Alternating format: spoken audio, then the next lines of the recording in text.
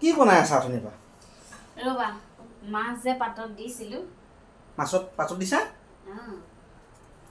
Wow. এইটো ইয়াত তুমি দি দিলা? পুঠি মাছ ইয়াতে মিক্স হৈ আছে। কেনেকুৱা হৈছে চাওঁ। ঠিক আছে ৰবা।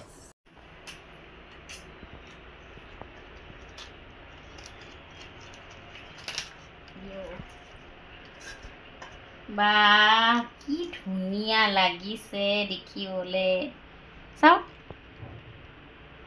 একদম গোন্ধটো যে কি আমোল মুলাই গৈছে, খাওঁ খাওঁ লাগিয়ে গৈছে পাই। যোৱা পানী পৰি পুৰা পিটিকাখিনি এয়া নি পাতত দিয়াখিনি? ধুনীয়া আছে। ৱাও। এখন থালিখনত সজাই দিছে পুৰা পিটিকা। মানে খানাটো চিম্পুল। সম্পূৰ্ণ ভিডিঅ'টো ইউটিউবত আহি আছে, ইউটিউবত চাব।